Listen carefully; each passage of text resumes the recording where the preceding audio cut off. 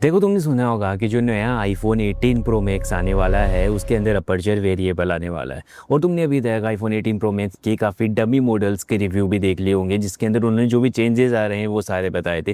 देखो, प्रोसेसर में चेंज हर साल होता है, एक नई चिप आती है, बाकी चीज़ें चेंज हर साल होती है, लेकिन कैमरा इसी साल इतना मेजर अपग्रेड हो रहा है।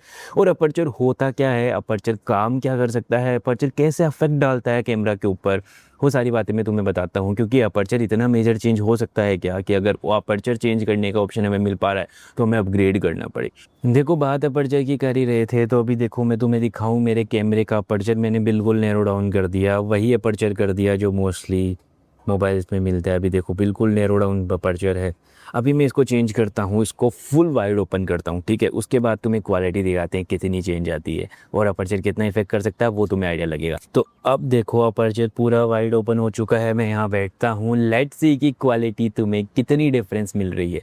तो यही डिफरेंस हमें मे बी 17 प्रो मैक्स और 18 प्रो मैक्स में भी देखने को मिल सकता है। देखो, तीन ऐसे फैक्टर्स होते हैं जो हमारे मोबाइल या कैमराज के अंदर लाइट को कंट्रोल करते हैं। अगर तुमने कभी भी प्रो मोड को यूज़ किया हो मोबाइल के अंदर तो तुम्हें पता होगा कि शटर स्पीड आईएसओ चेंजेबल आती थी, हमारा अपर्चर कभी भी हमें चेंजेबल नहीं मिला हमारे उसके अंदर। देखो, तुम्हें अब मेरे बैकग्राउंड में ब्लर नज़र आ रहा होगा, ये ब्लर ऐसा ब्लर है कि मैं अपना हाथ ऊपर करूँ, इधर उधर घूमूँ, चाहे मैं कुर्सी को घुमा लूँ, ये ब्लर चेंज नहीं होगा। ये ऑप्टिकल ब्लर है जो अपर्चर नैरो करने से मुझे मिला है, 1.8 का अपर्चर लाने पे मुझे मिला है, ठीक है। तो अगर जैसे हम पहले सिनेमेटिक मोड्स के अंदर वीडियो निकालते थे आईफोन के अंदर, तो हमें क्या दिखता था कि वो डिजिटल ब्लर आता था, कि एजीएस पे बिल्कुल अजीब सा दिखता था वो, अगर हमने उसको प्रॉपर्ली ब्लर तरीके से यूज़ किया हो तो। लेकिन अपर्चर चेंज होने वाला ऑप्शन अगर हमें मिल जाएगा तो हमें वो ब्लर बिल्कुल ऑप्टिकल ब्लर आएगा, क्योंकि हमने अपर्चर को सेट करके वो ब्लर लाया है।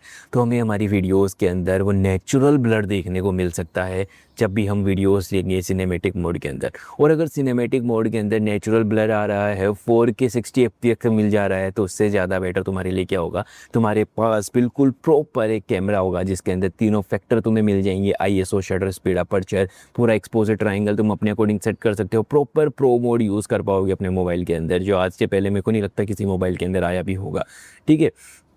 और अगर तुम्हारी फ़ोटोज़ में तुम्हें नेचुरल ब्लर मिल पा रहा है तो डे लाइट में तुम्हारी फ़ोटोज़ और बेटर आने लग जाएगी, मतलब पोर्ट्रेट मोड के अंदर भी नेचुरल ब्लर आने लग जाएगा।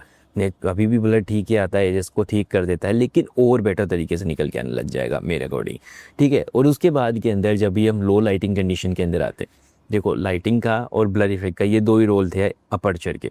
अब जैसे ब्लर इफेक्ट का तो मैंने तुम्हें बता दिया, अब लाइटिंग की बात करें तो जैसे मान लो कि तुम्हारी कमरे में खिड़की लगी हुई है, ठीक है। दिन के अंदर बाहर बहुत लाइट थी तो तुमने अपनी खिड़की बंद कर रखी थी, अंदर लाइट तुमने नहीं आने दी, ठीक है। लेकिन जैसे ही शाम हो गई, लाइट कम हो गई, तो अब तुम क्या चाहोगे कि कमरे में थोड़ा अंधेरा हो रहा है तो खिड़की खोल देते हैं ताकि लाइट ज़्यादा है। उसी तरह कैमरे के आगे एक खिड़की आती है जिसको तुम अगर बंद कर दोगे दिन में तो सफिशिएंट लाइट तुम्हारे कैमरा में आएगी, लेकिन अगर रात में तुम्हें और बेटर फ़ोटो चाहिए तो तुम उस खिड़की को खोल सकते हो, ताकि जो नेचुरल लाइट है वही तुम्हें हेल्प करे तुम्हारी फ़ोटोज़ को प्रॉपर लाने में। नहीं तो तुम्हें लगता होगा कि जैसे मान लो हम जब भी रात में फ़ोटोज़ क्लिक करते हैं या तो उनमें ग्रेन्स आ जाते हैं या वो आर्टिफिशियली जैसे एआई के थ्रू उनको शार्प किया जाता है तो थोड़ी अजीब लगती है, लेकिन जो नेचुरल आएगी वो हमें अपर्चर के थ्रू मिल पाएगी। तो ये दो मेजर चेंजेस मेरे को जितना लग पा रहा है मैंने उनको बताया। और बाकी तुम्हारी क्या राय है इसके ऊपर में वो कमेंट सेक्शन में ज़रूर बताना है। That's it for today. Follow कर लोगे तो कल फिर से मिल लेंगे।